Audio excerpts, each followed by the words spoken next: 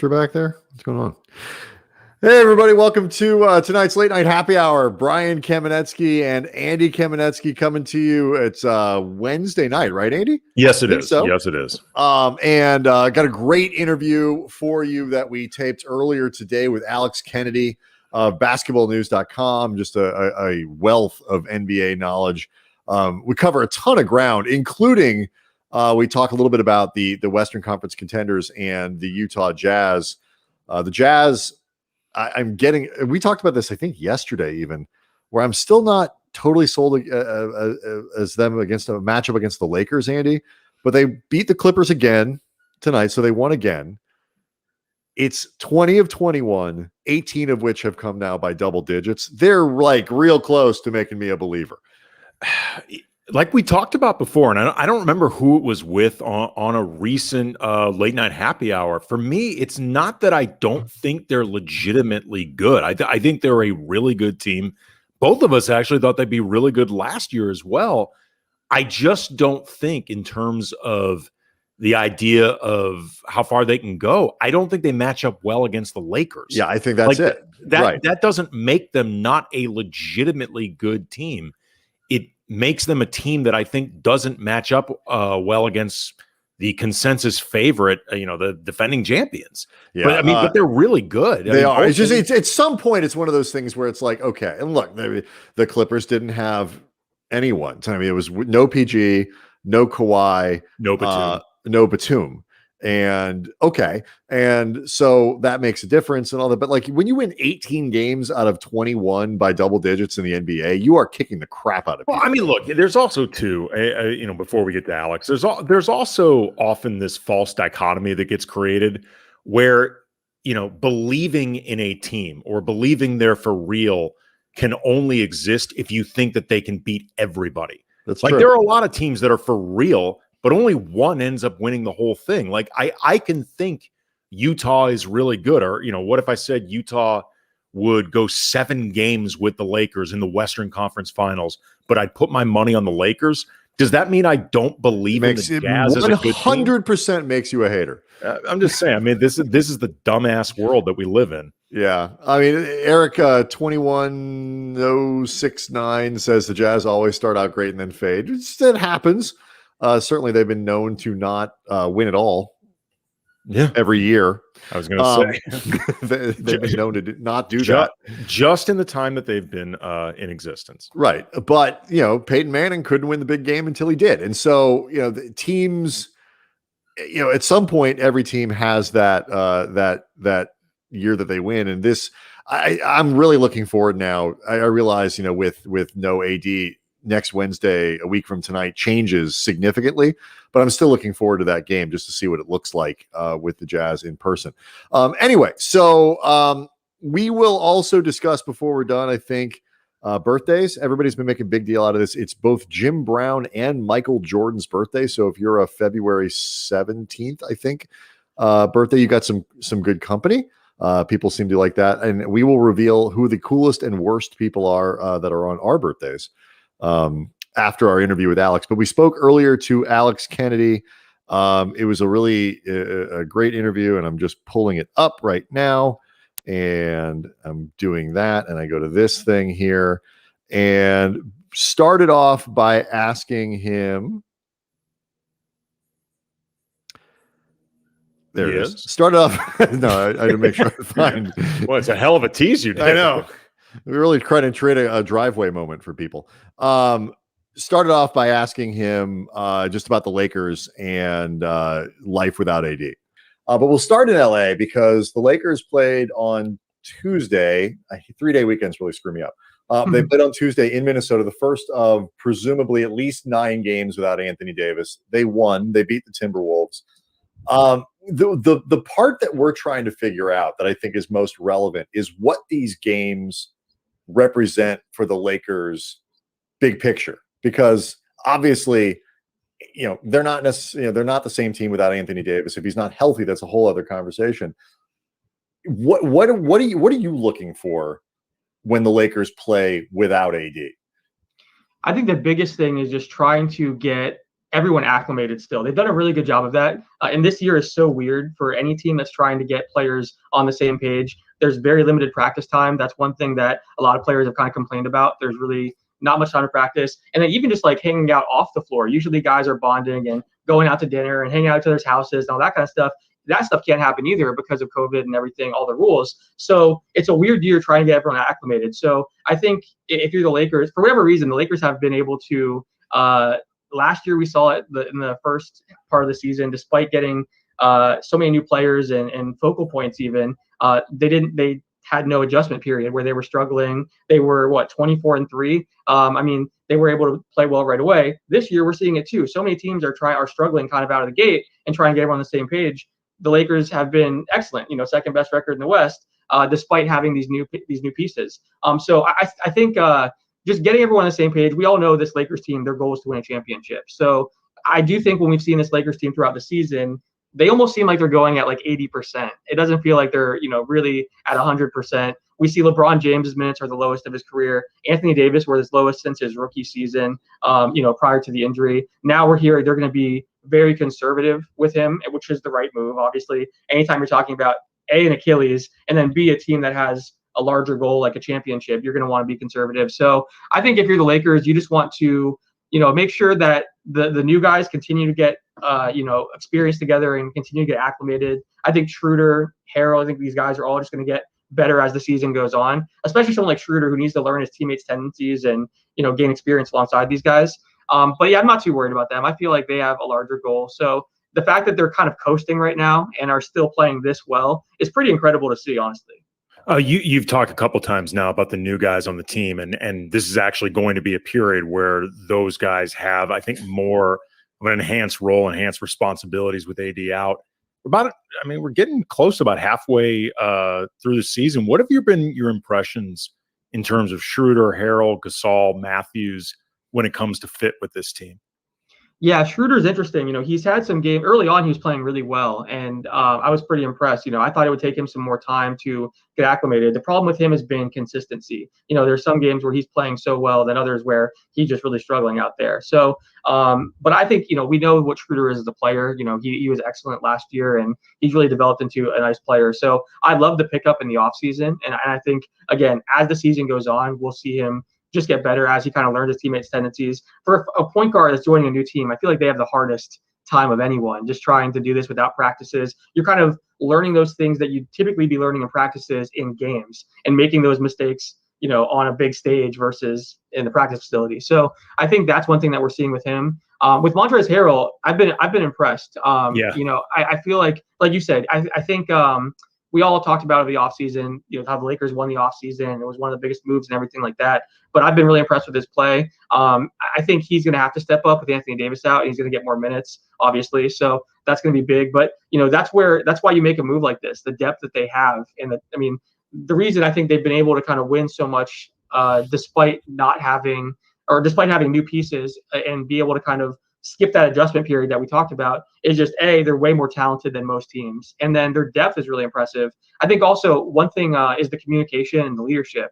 That's something that Quinn Cook wrote an article for us at basketballnews.com, and he had said that this team communicates better than any team he's ever been on, and really credited the leaders for that, and said that started in the offseason. LeBron and AD set the tone and made sure everyone had the same expectations and goals, and we're on the same page. And then they communicate all throughout the year. They're constantly talking and texting and things like that. So I think that's some of the reason we've seen them, never be able to play well out of the gate last year, play well this year. But no, I think so that's helped the new guys. I think Marc Gasol is interesting because I know a lot of Laker fans are really frustrated with Gasol, and I've seen they are. Yeah, yes, they are. I get it.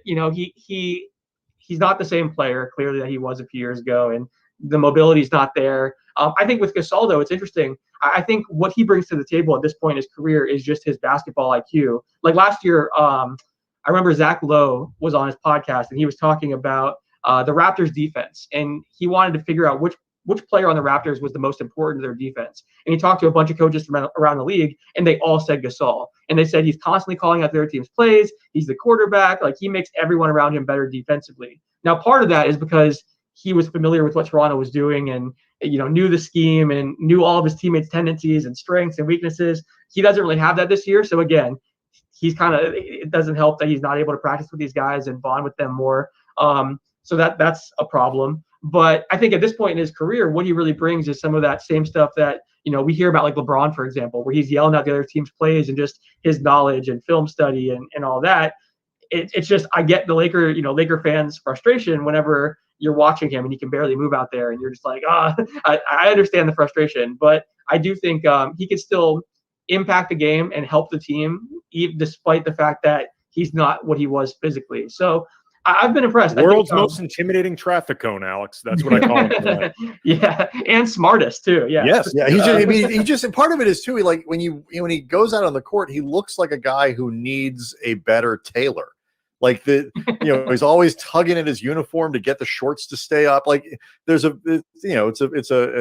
very dad bod thing going on there, like where he just doesn't look kind of comfortable in the uniform, and like all of it, the aesthetics compared to JaVale and Dwight, guys who like are super athletic and they're bouncing around, blocking shots and swatting stuff around. I think you combine that with the changes in the defense. Like they are defending this year differently with Harrell and Gasol than they did with JaVale and Dwight. And the numbers are just as good. In some ways at this point in the season, they're actually better, but it's different. And people got used to a certain way. Do you think it matters though, that, they give up more points in the paint than they did last year? Does that matter? Like, does it matter how you get to the place where your defense is excellent in the end, but a certain style might work better in the playoffs than another? Before we get to the defense, I want to make one comment because you talked about just his fit and his general appearance. Fun fact about Marc Gasol: when he was when the Rockets were doing their scouting during pre-draft, his nickname was Man Boobs. That's what they referred to him as. That's a true story. That's real. So I had to throw that in there. Well, he was legit. Like he was legit chubby as a high school kid. I tweeted this out a couple weeks ago, but at least once a game, Marc Gasol makes an expression that reminds me of Will Ferrell here.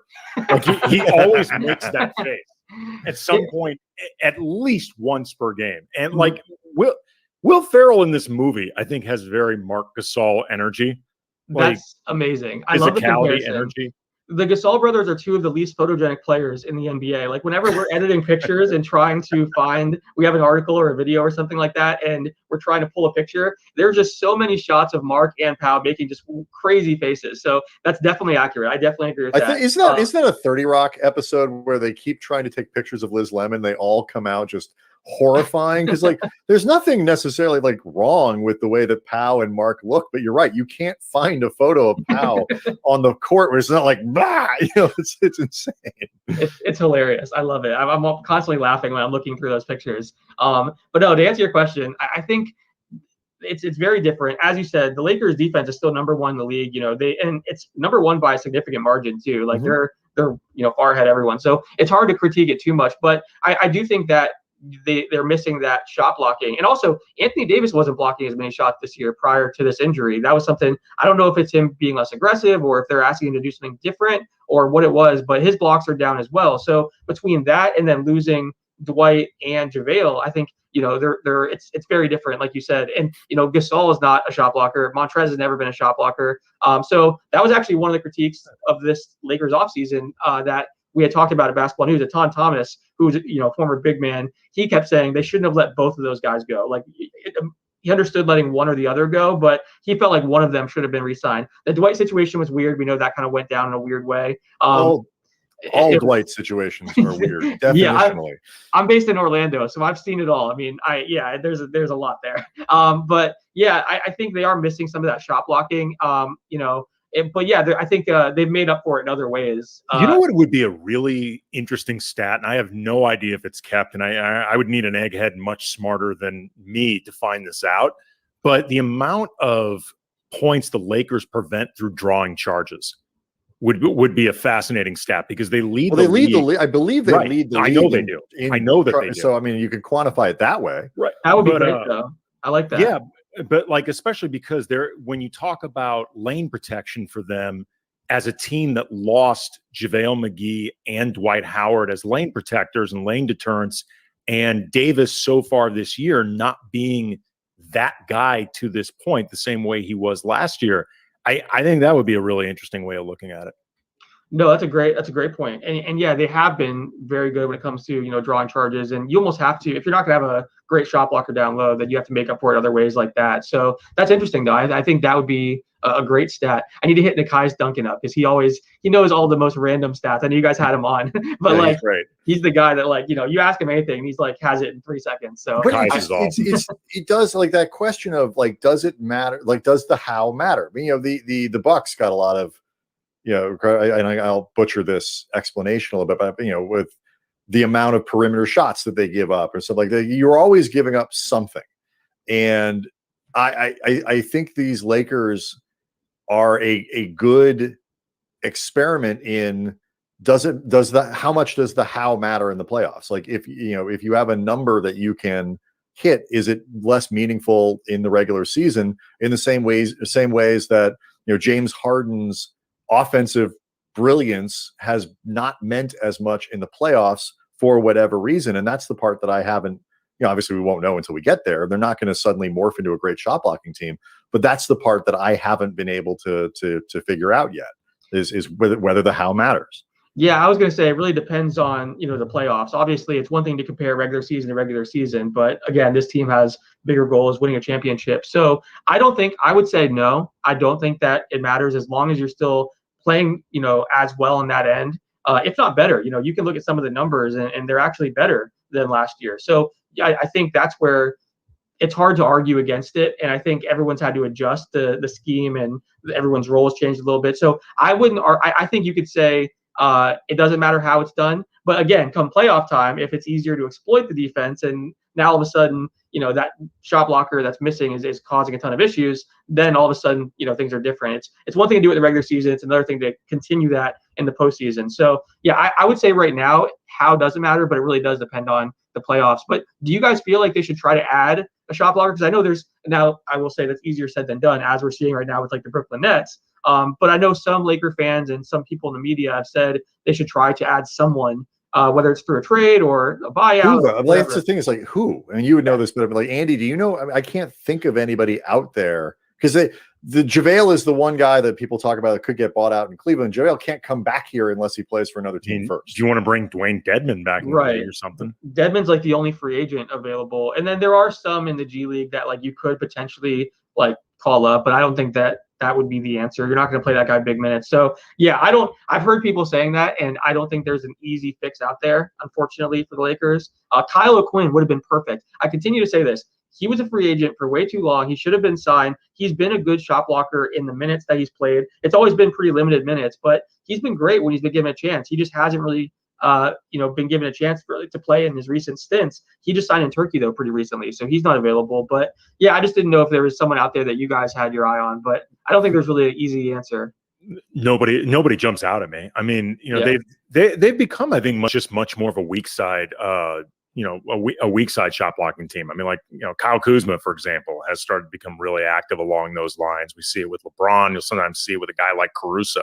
They've just become more active that way because they don't have those type of traditional lane deterrents. I mean, I think ultimately right now their paint defense is more about front line of attack, along the perimeter and just preventing things from getting out of hand and having that clear lane to the basket in the first place. Because I mean, if opponents start getting more into the teeth of the Lakers defense, they're probably not going to be as effective stopping guys as they were last year. I mean, unless the percentages at the rim aren't bad though. I mean, the Gasol still does, but they're worse than last. They're worse, but they're still not bad. And Gasol is still a pretty good rim deterrent. Again, he's just always like tugging at his shorts while he does it, and it just doesn't look right. And I do think Anthony Davis, once he's healthy and back from injury, obviously, I love it. Once Anthony Davis, like come playoff time, I feel like we're going to see him get more aggressive and block more shots. He is. I mean, you mentioned that role. Yeah, he is not on both sides of the ball. Particularly, though, I think defensively, he has not played with a level of intensity that he is going to play with. And I don't want to. I almost said he hasn't been playing hard, but then that has all kinds of. That's a loaded. I don't want him playing with playoff intensity right now. Even before the injury, you wouldn't want that. So, he's measuring the output in a way that is appropriate. But in the playoffs, he's going to be fully engaged on defense. I have no doubt about that.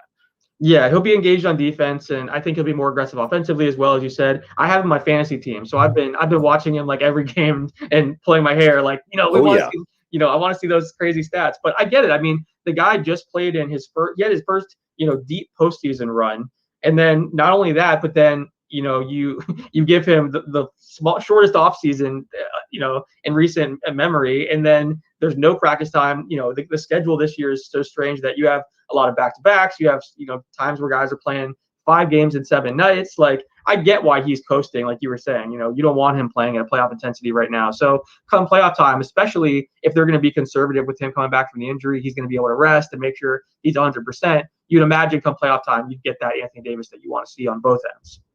Speaking of AD, this period that he's out, obviously everyone's going to have to step up like we were talking about before. But, I mean, the big question is how much is going to be expected from LeBron, needed from him. We've already seen LeBron, if not at the top of the line when it comes to the MVP conversation. He is on the shortest of short lists right now in terms of perceived candidates. What do you think this period without AD will do for that candidacy? Just because, I mean, this, so much of this is about narratives. 100%. I totally agree with you. And I think this will help him so much because I was on another podcast recently, a Lakers podcast, and we were talking about this. And, I feel like there are some voters that would be like, oh, well, I can't give it to LeBron because he has Anthony Davis, who's also a superstar who contributes at this level, blah, blah, blah. And then you hear them say, whereas, Joel Embiid or Jokic, they don't have that guy next to them that's a superstar. Now, Ben Simmons is a great player, but he's not Anthony Davis.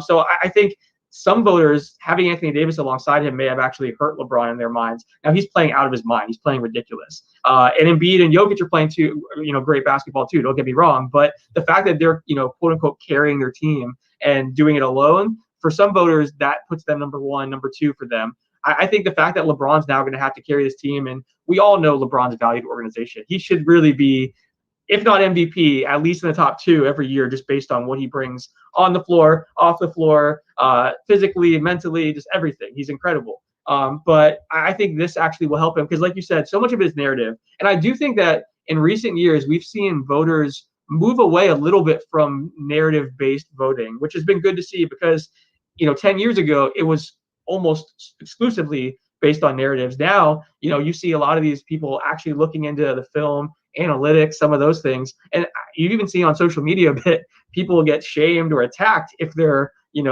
putting out their reasoning for an MVP. But, I mean, all the numbers and film studying, so that's boring. I think you need all of it. I want to know MVP based on how it makes me feel, Alex. Exactly. I want to feel the MVP. What's a great story? What inspires a 3,000-word think piece? Yes, that's what ought to be the MVP. Let's make a movie.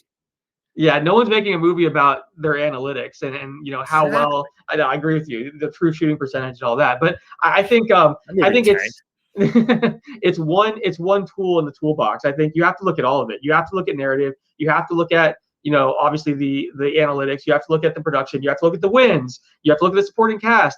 First of all, my thing with the MVP race every year, there's never a clear criteria. It's always just kind of moving. Like, okay, well, that guy has a superstar teammate, so he's they cancel each other out. We can't vote for Steph Curry or Kevin Durant. And then the next year, I'm tired of voting for Giannis. I'm tired of voting for LeBron. Right. Oh, now we have voter fatigue. So now we have to change it. So and I think part of it is the NBA, they could easily put together a clear criteria, but I think they love the fact that we're debating it and talking about it every year, and every guy has their own specific, candidacy or reason to be in the mix. I think the NBA loves that, the fact that we can actually debate it and make the case for, 4 different guys. So I think right now LeBron's the front runner. I think this will help him. The fact that it will help him. The fact that Davis will be on the sideline, his numbers shouldn't go up, and people can say, "Oh, look at how he's carrying his team on his own." It's ridiculous to say LeBron is doing this and needs help, and he's not, carrying a team. But it's just like you said, some people will look at that and say, "Oh, well, look at his numbers without AD, blah blah blah." So I do think it helps him. Well, it's such a weird year too, because the guys who are completely, I think right now, and I think it's early. I don't know. I don't know. The calendar confuses me. I don't know how many games. They don't even know the second half of the schedule looks like. I don't know anything. But I think right now, if you polled most people, it would be LeBron and Embiid, and that makes the most sense to me. But the flip side of that is too is Giannis is putting up absurd numbers with the Bucks, but the Bucks don't look right. And so I think, they're really badly missing Drew Holiday. Yeah. And there's Giannis fatigue. And, Jokic has been absurd with the Nuggets, but that team is kind of underperforming. So, I mean, are you going to blame Jokic for that? No, I'd look more at Jamal Murray and injuries and losing Jeremy, whatever.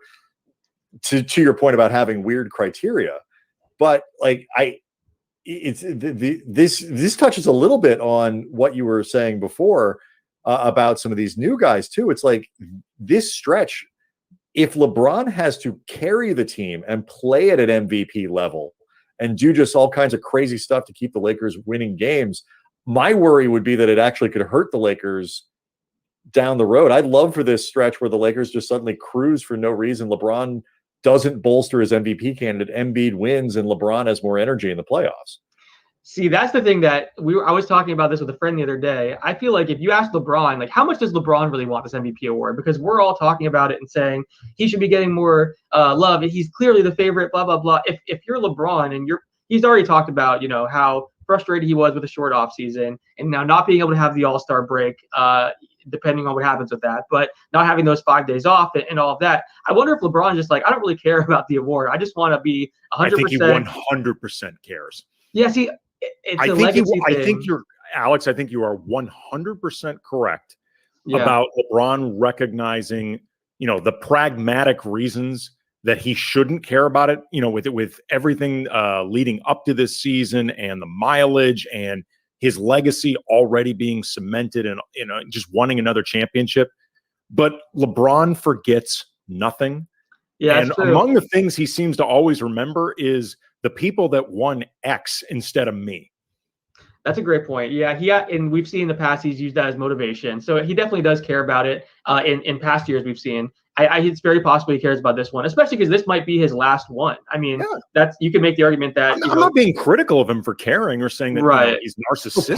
Part of what makes these guys is a small degree of pettiness, like at least a small degree, like carrying grudges around that don't necessarily exist, and this kind of would be one of those. Well, and I would agree with you. I think if you're the Lakers, you'd much rather have LeBron, even if he's just putting up the same production during this period that he's been putting up all season long. The voters who don't pay as close of attention, they're just going to be like, oh, well, he did it without AD, and it'll still help. Like, he doesn't even need to put up monster numbers and have a higher usage rate and play more minutes. Like, I think but your Lakers, I think ideally you'd want LeBron to have to do less, have the other guys step up, that which would help them come playoff time too, especially some of the younger guys, I think if they can really, again, the new guys getting acclimated, just getting completely comfortable with their teammates, and then other guys stepping up, like Kyle Kuzma even, if he starts playing amazing, then that's something that can help him come playoff time when he's going to be asked to do more potentially. Or so I think that's what you'd want if you're the Lakers, and just allow LeBron to keep playing a few minutes, coasting, stay near top of the standings. If you're asking, like you're saying, if LeBron has to do a ton and he's putting up monster numbers, that actually might be a bad thing for the Lakers because it means the other guys aren't doing enough, and that could hurt the team come playoff time. So yeah, I think LeBron probably does care. You're right, but if you're the Lakers, you're probably hoping that this period he just probably matches his production versus trying to do too much. Here's the best of both worlds. The Lakers managed to just win these games regardless of how it happens. Big picture, overlooks. Everyone's just going to put all the credit on LeBron anyway. Like if say AD misses 11 games and they go 8-3 during that stretch, LeBron's going to get all the credit regardless of the particulars. That's true, and likely deserves it on some level. I mean, without AD, I mean, beyond production, so much of their success is going to one way or another be connected to LeBron. But again, if the Lakers win, that's going to get banked in LeBron's favor regardless. But that's what I'm saying too. Like by the end of the season, and I've seen this I've talked to different people about this. The MVP voters, typically when they're looking at their ballot and kind of figuring out who they should vote for, they'll see little factoids and stats here and there, like, oh, the Lakers were, like you said, 8-3 without Anthony Davis, and he averaged XYZ without Anthony. And they're like, oh wow, like they're not looking back at the specific games, like, oh, in the third quarter he really didn't do this or that, or they're at the end of the year. Are you a voter? No, I'm not a voter, unfortunately. That's bullshit. How are you not a voter? I appreciate it. Thank you. You're Alex But- Kennedy, goddammit. No, Look, we just wish. got, and Brian and I are going to take credit for this. We just got, based off the strength of this show and Brian and my lobbying power over social media, we just got Ricky Cobb, you know him from Super 70 Sports, the great Twitter great Twitter account. We just got him his blue check mark. Ooh. Because he did not have one before, and we were like, that's outrageous. And when he was on the show last week, like 400,000 Twitter followers. Right. Yeah, We kept lobbying and lobbying during this show. Ricky just got that blue check mark yesterday. I don't think that's a coincidence. No, that's you guys. That's amazing. Hey, you guys, Nekias Duncan is, if we're talking about someone else that needs a blue check mark, needs the verified badge, and I've been trying to work on this, Nekias needs it. That's crazy that he's not verified. Okay, these are our two goals between now and the end of the regular season. We are getting Nekias his blue check mark because you are 100% correct. Nekias deserves that. We are getting you MVP voting. We're getting just to voting check, privilege. are I need you to hire allowed you to guys vote as my on agent. other things? Like, can you vote in municipal elections? Is there anything else you need us to take care of while we're on this? No, I'm a felon. No, I'm just kidding. No, yeah. I think that's amazing, though. You guys, I'll hire you as my agent. If you guys get me an MVP vote, you guys get like a commission percentage of my salary. I love it. I strongly believe if you're a felon, you should be able to vote anyway. So that's another story. True. Yes. I believe that. So, okay, these are our goals, Brian. Let's get on. All right. This. That's good. Beautiful. I'm glad it's important. All right. So, you know, the other thing is, so the Lakers are playing the Nets Thursday, and the Jazz a week from tonight, I believe it is a week from tonight. There's obviously the Clippers. When you look around the league, who's good? Like, who's legit good? And I think the Jazz are particularly intriguing here because they haven't lost since basically the bubble and are not just winning, they're throttling teams in the process. But I look at them and I see Bogdanovich on a wing and I see Joe Ingles on a wing, and I look at the Lakers, I'm like, that's not going to cut it. But where do you come down? We'll start with Utah. Yeah, so I was going to say, Utah, I think they're a really, really good team that can go on a deep postseason run, but I don't know if they can win a championship. And I think come playoff time, they might struggle a bit compared to what we're seeing right now. Now, I think they're one of those teams that has a ton of continuity and great chemistry. So they're benefiting from a year like this where, you know, they don't need that practice time as much as other teams do. They're not trying to get guys acclimated. I think the teams that brought back a lot of that same core and have great chemistry, have the same coach, that those teams are really benefiting right now. So I think that is helping them. But I do love Rudy Gobert. I think he's very underrated. I think he's a talented player and, you know, obviously a great defender, but he's improved offensively as well, very efficient. I think Donovan Mitchell, obviously he gets some criticism from people on inside the NBA and all that, but I think it's exceptional how he's developed and the player that he's become. You know, he's really exceeded expectations. Yeah, that wasn't criticism, Alex. That was motivation. Yes. I love that he's taking credit for his stats Yes. now, even though it's basically the same stats that he was already putting up. I think and that team's pretty deep too. Like you said, they don't necessarily have the studs that maybe the Lakers do, and no one does, if we're being honest. Like, I have the Lakers on a tier of their own if we're talking about like the contenders around the NBA right now. So I think this Utah team's very good. I think they'll have a great record to finish the season. And they're benefiting from kind of the circumstances of the season. And then come playoff time, I do think they can make some noise and go on a run. I still think the Lakers and Clippers, for example, are better teams and probably going to be the Western Conference Finals matchup. Are they a better matchup, do you think, you know, for their own success against the Lakers or the Clippers? Because I mean, obviously you have to beat at least one, perhaps both, to get through. Who do the Jazz have a better chance of beating in the playoffs? I think it's the Clippers, just because the Lakers are so talented and so deep. Were you not listening to the whole one tier thing, Brian? I get it, but you know. No, I hear you though. Like, styles make fights. Matchups though. Yeah. No, I think the Clippers are the team they would rather run into. I don't think anyone wants to see this Lakers team. It's just the way that I don't want to skip ahead here, but if I'm talking about just like the 6 teams, I think there's 6 legitimate contenders right now, 3 in each conference. And the way that I kind of have it tiered, if you're looking, I talked about this on a recent podcast episode that I did. If I'm looking at the tiers in the West, it's the Lakers by themselves, then the Clippers, then below them you get to Utah, and then again I would get down to like Denver, Portland, some of those teams, and then in the East I think it's Philly alone at the top, then Brooklyn and Milwaukee as the next two, right below them on a separate tier. I know a lot of people have Brooklyn coming out of the Eastern Conference and they think this team has a chance to go to the finals. I don't see it. I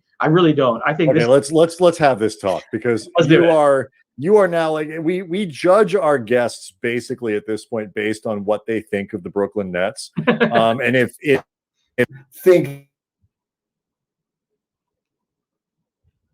if you can you guys hear me? Yeah. So I lost my mic there. If you think they're going to flame out in like the first round, then Andy likes you. And if you think they have a chance of actually going somewhere, then you're with me. So you're on Team Andy. Well, okay. I don't think they'll lose in the first round. I think they're too talented to do that. They'll definitely be able to make some noise in the postseason and at least win a series. My thing is, I don't think they're a legit. Okay, I don't want to say they're not a contender, because I do think with that talent, you have to put them in the contender conversation. I don't have them coming out of the Eastern Conference. That's what I'll say. And my issue with them right now is, their defense. I think that's going to continue to be an issue. Their front court depth, DeAndre Jordan isn't the same player. And there's times where he plays well. Like he has spurts where he looks okay, but he just can't do it consistently. And he definitely can't do it for multiple games in a row. So I'm concerned about him in the postseason. Now, obviously, they're trying to address that. And if they make a big move or they're able to add Andre Drummond through the buyout market or whatever it is, then this is a different conversation. But as currently constructed, I have too many concerns about this team. And again, going back to what we talked about in the beginning, this is the hardest year ever, maybe, to get new guys acclimated to a team. And they're trying to do it with James Harden. They're trying to get focal points on their team on the same page and get them acclimated. So, and with a first-time coach, not even first-time head coach, first-time coach, there's so many things that you just talk about this net situation, and there's all these red flags that just pop up everywhere for me when I'm looking at them. I think when I look at the Nets, I think this is a year about them getting everyone on the same page, playing well together, going on a decent run in the postseason, and then this offseason, they can address some of their needs like defense and front court depth and all that. And then next year is when they become a scary actual contender, kind of like the Clippers last year. Last year, we were all ready to talk about the Clippers as a championship contender and said, oh, this team is so talented on paper. They're amazing. They have all these new star players. But then we saw chemistry was an issue. They didn't play enough games together to, actually have their best basketball in the playoffs or play their best basketball in the playoffs. And then they needed to make some strong offseason moves, like adding Serge Ibaka and some of these other pieces. And then now they look pretty good. Now, I don't have them on. So I think that's where the Nets are. They need to have an offseason, and then I'll be on board. I think that is a perfectly legitimate plan for the Nets this offseason. Alternatively, they could just say, fuck it, go get Trae Young and have 4 guys who can score 30 points a game. None of them can play defense. Like, go all in on it, double down on it. More of that. Like, who's the worst defensive who's scoring center in the NBA? Go get Collins. Find me one of those guys. I want 5 guys. I want them to win or lose every game. 173 to 190. Bring in Hassan Whiteside. Yeah, bring in Whiteside as the 5.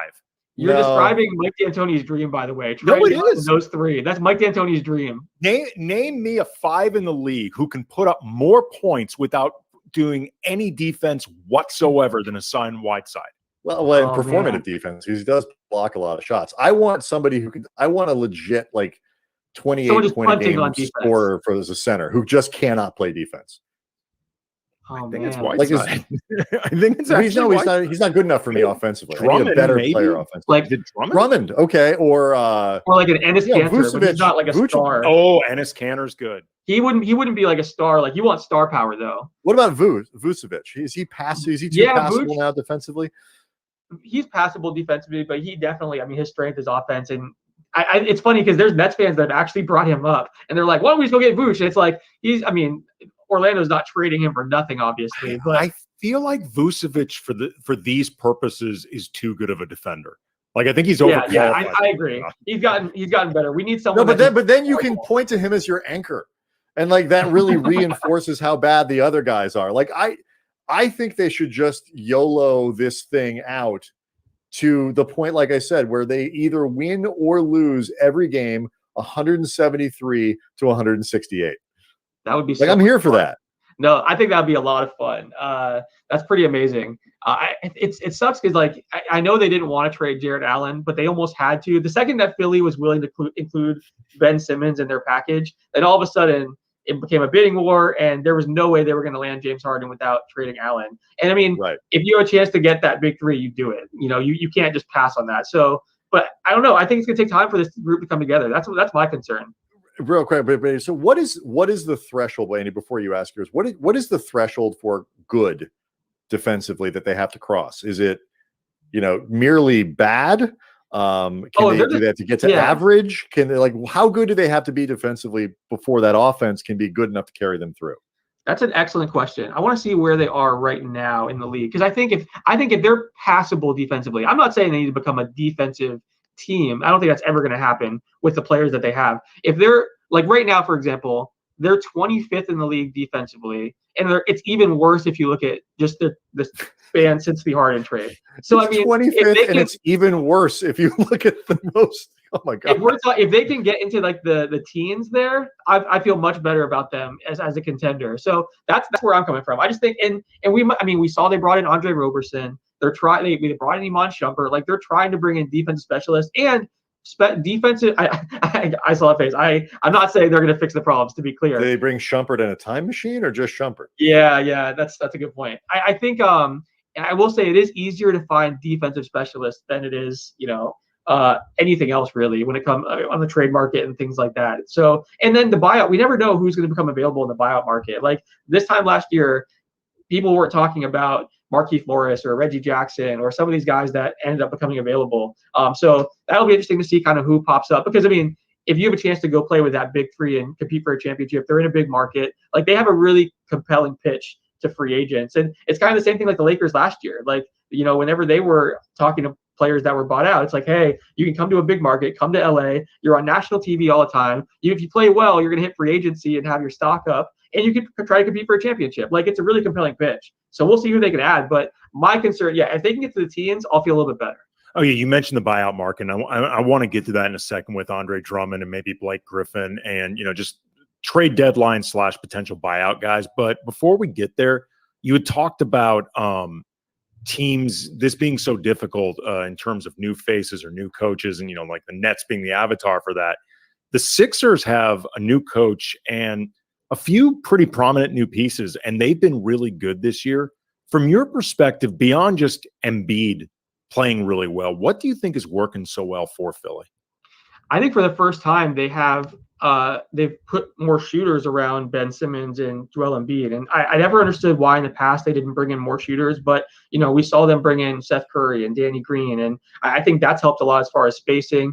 Embiid's playing out of his mind. You mentioned it. I think there's a reason he's being talked about as maybe the number 1 or number 2 MVP candidate, depending on who you talk to.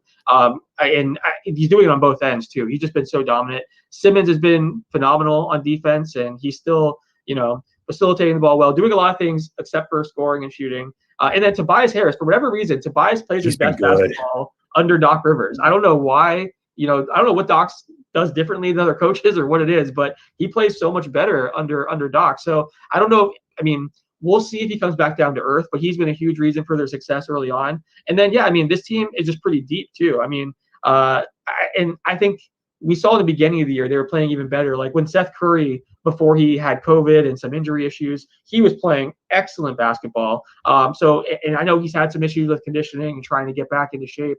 So, I mean, it'll be interesting to see kind of when that comes back, or, but I think they're very talented and well-rounded. It just dawned on me, Seth Curry is Doc Rivers' son-in-law because Seth is married to Doc's daughter.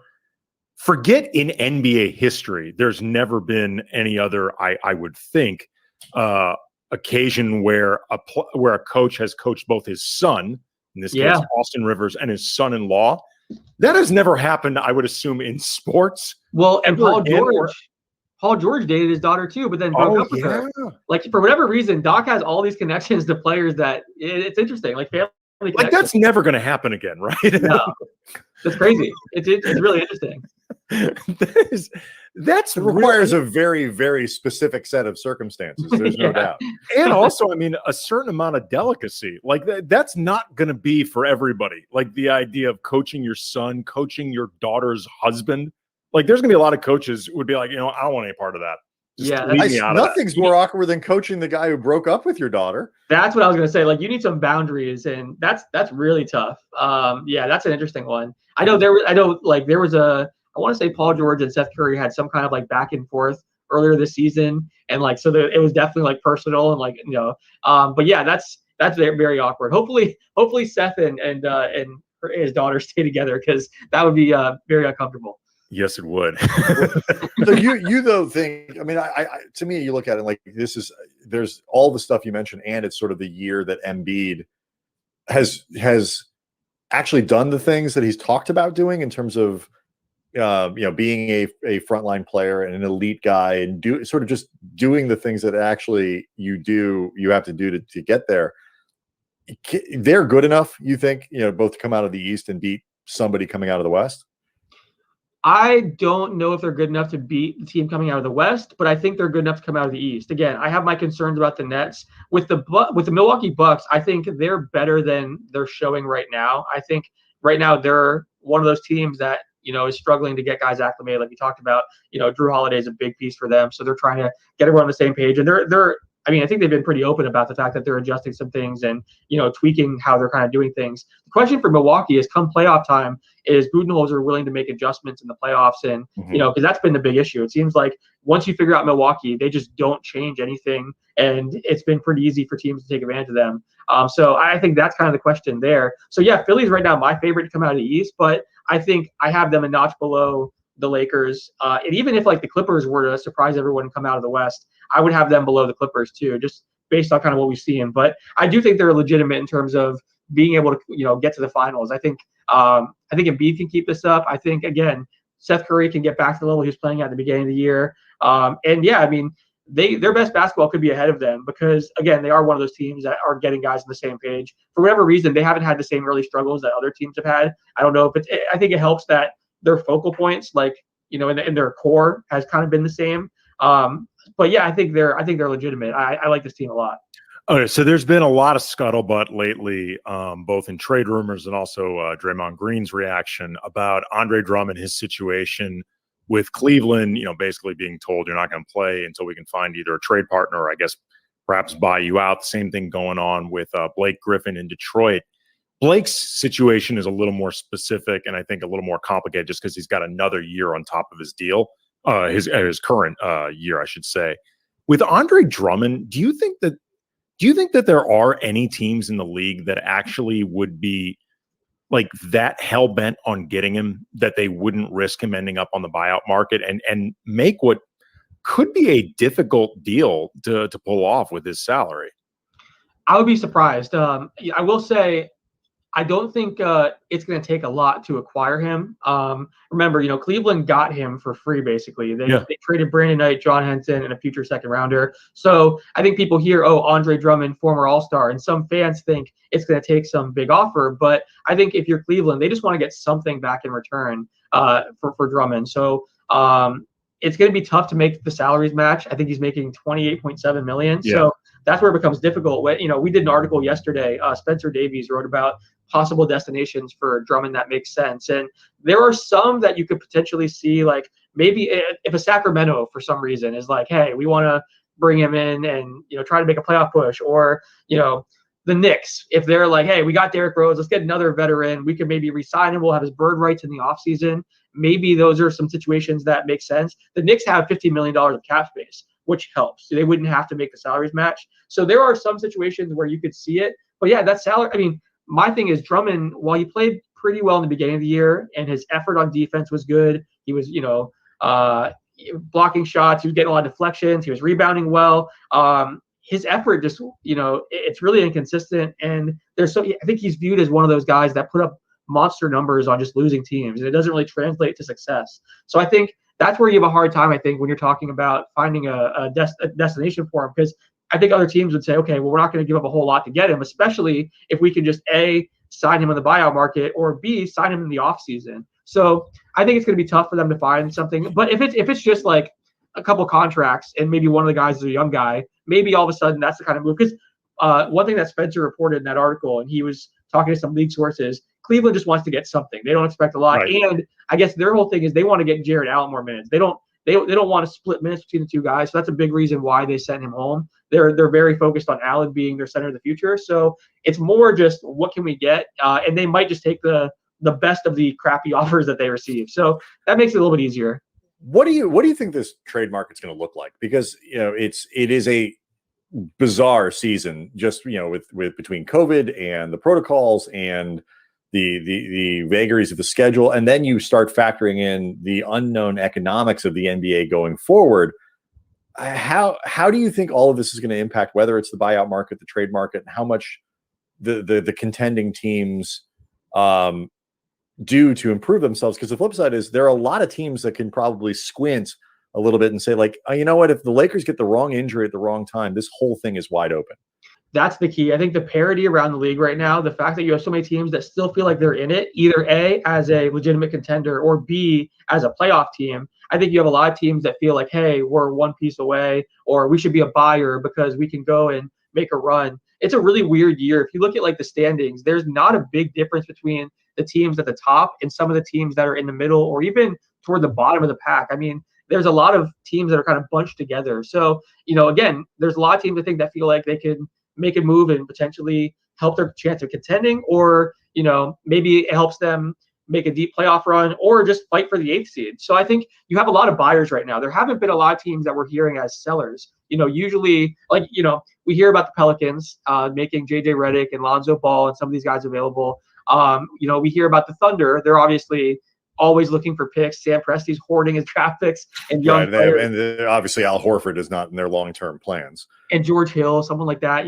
Maybe even Eric Bledsoe could be on the move. So there's Ariza's still on their team, isn't he? Yeah, Ariza. Technically, he hasn't reported. Yeah, he's basically at home, but they're looking to move him. I mean, so Ariza's available if someone wants him. So yeah, like those are two teams, but there's really not a whole lot of sellers. So I think right now you have a lot of teams that are trying to be buyers and that are open to talking and making a move.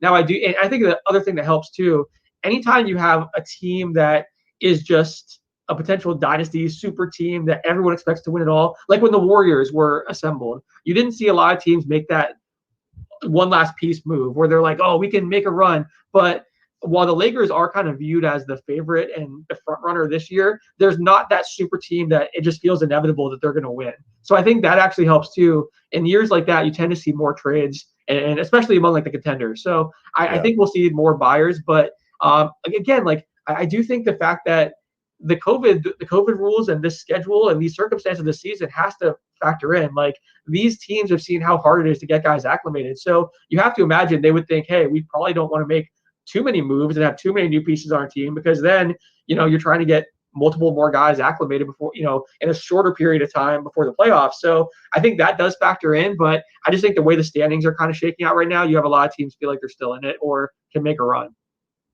Last thing I wanted to ask you about, or Andy, do you have one more thing on this? No, I'm good.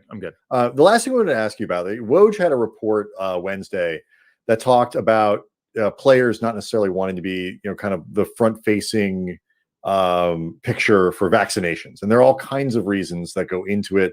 A lot of it are social, distrust in particularly in the Black community that goes back long history of this with vaccinations and trust in government and things like that. One of the things that really caught our eye, and it's particularly relevant, I think, for the conversation that we were sort of having here, is that some of the reason that players may not want to be cooperating is that they're really irritated at the league about the All-Star game, and sort of they don't feel like doing anybody any favors. When you look at where the league is with their players, how damaging do you think staging this All-Star game could end up being at a time where relationships between the players union and the league have probably never been more important, given all the stuff they're going to have to work through because of the financial fallout of COVID? Yeah, I think it's a big mistake. I think it's very damaging. You talk to players and they're very frustrated. And it's not even the fact that it's the way that this kind of all came together. They were told over the offseason that there's not going to be an All-Star game. So, and then you have these guys, they already all, came back after a shortened offseason, and guys were frustrated about that. They felt like they should have more time off. So they already made that concession. Now you tell them there's not going to be an All-Star game. And then halfway through the season, I don't know if something changed or if they saw how much money they could make or what it was, but all of a sudden they changed the plan and, announced, hey, we're going to do an All-Star game. And so the players are upset about that. And I think with the players, it's not even the fact that the COVID risk is obviously part of it, because especially you're separating these guys after games when they're like dapping or hugging, but then you want to have an All-Star game. There's like some hypocrisy there. But I think the bigger thing is these guys just want a break. They wanted that 5 days off to be able to spend time with their family. I know Giannis and LeBron specifically both mentioned that. Giannis was like, I want to go see my brother. I was in the bubble, then I had a short off season, and now I'm playing games again. And I already have all these limitations about what I can and can't do. So, and I know that's another thing that's frustrated players. Like, guys have been saying, like, I'm stuck in my hotel room. I can't even leave to go exercise if I want to go outside for a run. So guys have been frustrated about some of the protocols. And I think they understand, like, hey, the league's doing their best and they're trying to keep us safe. But there's been frustration about that.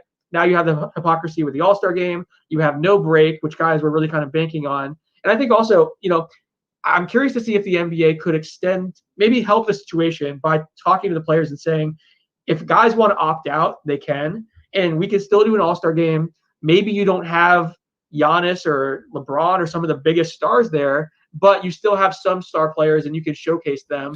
I don't know if they're able to do that. Caruso. There you go. Boom. That's how Alex Caruso finally makes it.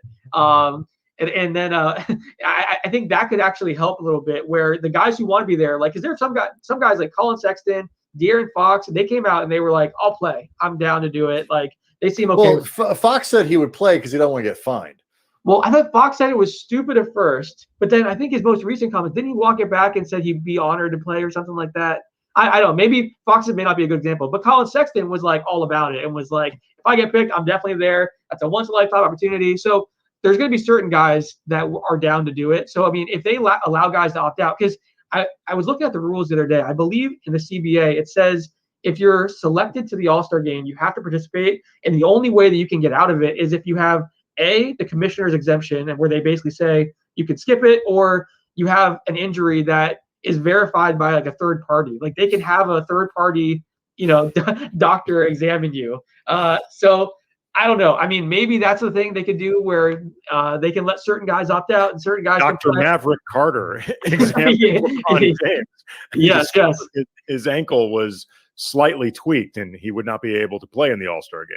Exactly. Yeah. I'm curious. I mean, I don't know. I think it's a really bad move, to answer your question, and players are very frustrated. And it's kind of it's not the first thing they've been frustrated about recently when it comes to some of this stuff. And yeah, it is so important because you want the NBA and the players union to be on the same page, as they have a lot of things to work out. You don't want there to, on top of everything else with the lost revenue and all that, to now be, potential lockout and labor talks and all that. That would just be horrible. And the NBA and Players Association have done a good job avoiding that. Like, over the offseason and last year during the stoppage, there was the, negotiations, and they could have ripped up the CBA right then and said, oh, we're going to rewrite everything. But they basically have been, both sides have been doing good for several years, or doing well for several years, of saying, look, we're all making a bunch of money. The league's in a great place. Let's not screw this up. And it's a win-win for all of us. So that's kind of been the relationship in recent years, like under Michelle Roberts and Adam Silver. There's been the relationship seems really strong. Now, like you're saying, it's possible they damaged that a bit. So I'm curious to see if the NBA can do something to make that up, or if they don't, how that could impact labor talks going forward, because that could be a problem. Guys, I'm just getting this in over Twitter. I'm seeing it's perfect timing that this is happening right now. The NBPA has in fact hired an outside physician to diagnose their injuries before the All-Star game. It's Dr. Nick Riviera. Hi, Dr. Nick. Hi, Joel Embiid. Did Woj put that out? No, I'm just kidding. Yeah, no, this is a Woj bomb. Wow. It has been live on the air. It has been confirmed. Woj is too modest to do his own reporting, so we're going to do it for him. Like, this was a Woj bomb. Don't go check. Just trust us. It's definitely exactly. Don't ask Woj about it. He's a busy man. He don't want to talk about it.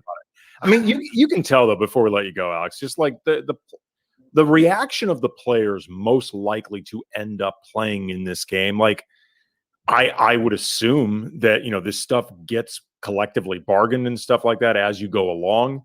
But at the same time, these players seem somewhere between mad and genuinely shocked. The guys who have to play. I mean, Chris Paul made it pretty clear. It's like, hey guys, it's the rest of the players who are putting the pressure on. Absolutely. I just think a lot of these guys were just did not expect that it would end up a thing. I think a lot of them, it seemed like I don't want to say blindsided because they have to know that this type of decision is coming. I just think sort of like when you look at the beginning of the season to where, or even the off season to where we are now, they feel blindsided by it. Yeah, I think part of it is the league has been so good with a lot of these things. And typically, they're very player friendly. And when the players either don't want to do something or they want something, it tends to happen. And like, if you had told me there's going to be a situation where LeBron, Giannis, Kawhi Leonard, there have been a few others that have spoke out, or been outspoken about this and said they don't want to play or it shouldn't happen. When those guys typically speak out and you have those big names, it's not going to happen. Like, but there's still plans to have the All-Star game. So I think the guys are frustrated with kind of how it went down again. The fact that they were told one thing and then it kind of was flip-flopped. If they were told from the start, hey, here's your schedule. Come March, you're going to have an All-Star weekend and it's going to be condensed. You're going to fly in one day, fly out the next. Maybe guys would approach it differently. But I know there were guys that like had vacations planned and stuff. And they were, so I mean, that's the thing too, or their family was, planning to come fly in. I think that was, Giannis was saying his brother was coming from Spain to spend that time then. So there were, I think, guys, the way it went down is kind of what frustrated guys. But yeah, I mean, if you're the NBA, I think they recognize the players' frustration. I think one thing I will say too, and I think the NBPA should have done a better job of talking to the players about this before agreeing to it, because the NBPA had to sign off on it. But Chris Paul, I know he said he talked to Steph Curry, talked to a few guys, but like these guys, like you said, seem legitimately shocked by it. This should have happened behind closed doors. Before They shouldn't have been reacting to the reports and hearing about it for the first time during these press conferences where they're shocked and responding negatively. Like that should have been something they knew about behind the scenes. So I do think the NBPA should communicate that a little bit better and maybe gauge these guys' interest a bit more. And, I think if they had all said that previously, if Chris Paul had talked to all these guys, then maybe that's where, this wouldn't have happened and maybe the NBPA wouldn't have signed off on it and we wouldn't have had all this whole situation happen. But I know they're trying to spin it now and donate a lot of money to charity and talk about the good it'll do for the community and things like that. So they're trying to spin it that way. But the community, by the way, they could just do that anyway. I love too the good it'll do for the community. I mean, I know they don't necessarily specifically mean Atlanta, but the mayor of Atlanta is like, no, don't do this. We don't want this. Don't do this. Like, don't.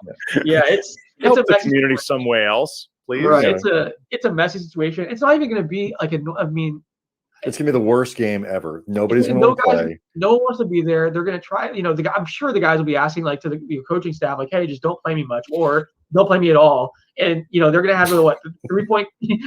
They're gonna have the dunk contest at halftime, the 3-point contest before the game. Like it's gonna be weird. And then like none of the things that make it All-Star Weekend and make it so fun, like the festivities around the game, like the parties and those aren't gonna happen. I mean, shouldn't happen. And so the halftime entertainment's just going to be this. Yeah, it's going to be strange. I think it's a big mistake by the NBA. Like, I don't know how much money they're making, but it better be a lot for it to do this. It better be worth it. I don't know. Sorry, we're getting distracted. I love it. I love it. All right. First of all, congratulations on building out basketball news. It is awesome. There's so much good content there. You talked about guys like Nikias and some of the pros that you've got working there. Is Alex Kennedy, Chief Content Officer at basketballnews.com. Thanks so much for giving us the hour. This is fun. We really appreciate it. Yeah, thanks, guys. You guys have been killing it, by the way. Like, I see the guests that you guys have been having on. I saw Meta World Peace was on the other day. Like, you guys are putting out awesome content. Thank you. Props to you. And I appreciate you having me. Thank you so much. Awesome.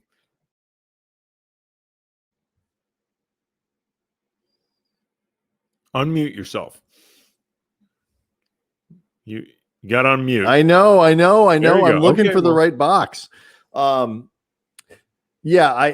are we the COOs of this? the CCOs, the chief content absolutely. officers of the late night happy hour. I mean, you only have one executive title.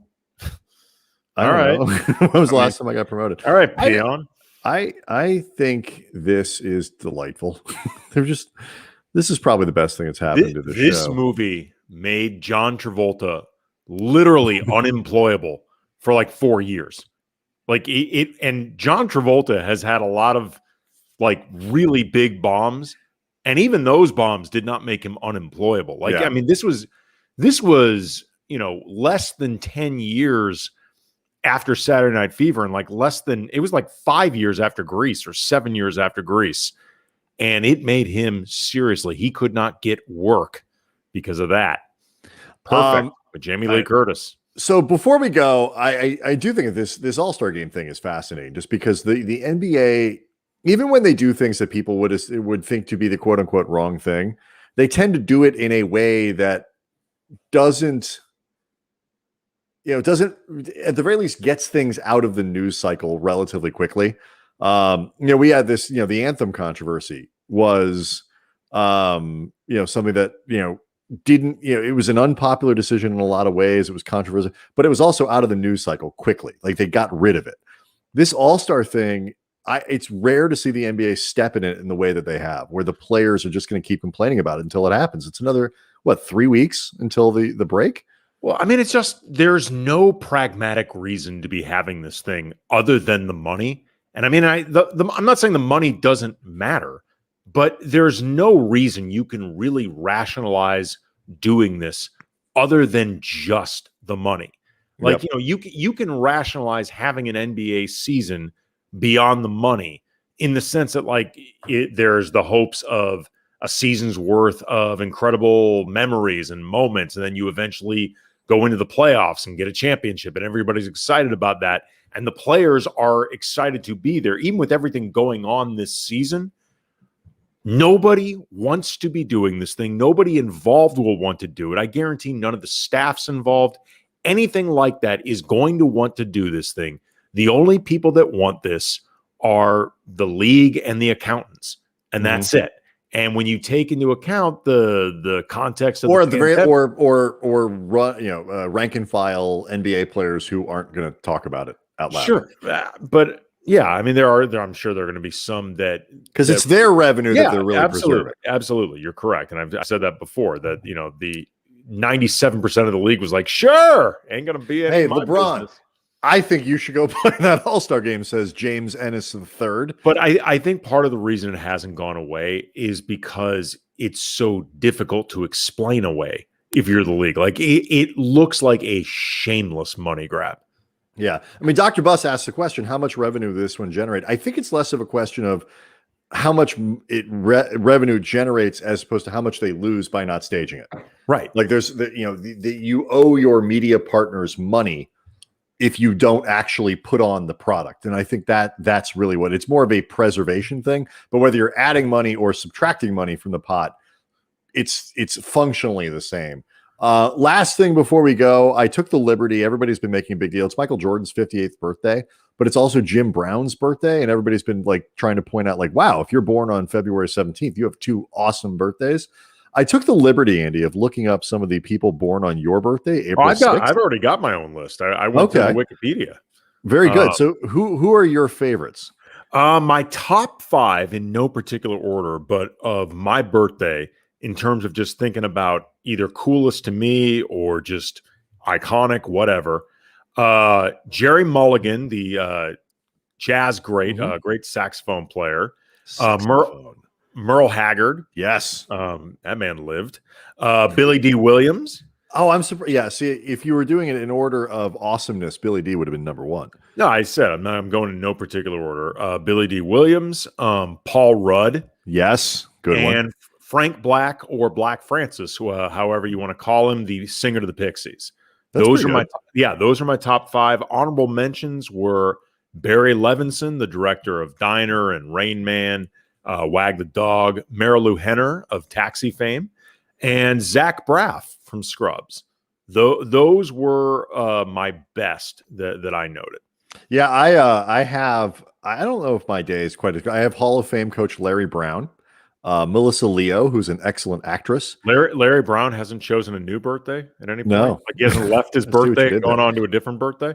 Tyler Perry, who is a very successful man, and I don't laugh at most of his stuff, but he's good in Gone Girl. He is. He's very good in Gone Girl. Nas, who many people think I have a very similar rapping style to. Yes. When I'm dropping bars, Andy, people often think it's Nas. Jesus Christ, don't ever do that again. Is that how they say it? Move it along. Who's Florida? Hey, Alex Kennedy is in the chat section right now. He has the same birthday as Kobe. He says, there you go. Dropping the bar. Alex Kennedy can't get enough of us. That is true. Like the whole point of this, Alex, is that you're supposed to be sleeping. Right. Otherwise, you could have joined us live, in all honesty, if you're still going to be up now. Why are you still up, man? Go to sleep. Although we do appreciate the support of the show. Clint Eastwood for Dr. Buss. And my favorite is actually Renzo Piano, the famous Italian architect, because as people know, like George Costanza, I really did always want to be an architect. I just wasn't good enough at math. I don't know why you had to clarify that's who that was. I think everybody knew who that Italian architect is. Really? No. Maybe he really is a very, very famous architect. I'm willing to bet nobody knew who he was. Architecture fans. I'm just like, that was the thing I always wanted to be, but like I just think it's so cool to design buildings and stuff like that. Can't do it. You got to be able to do math.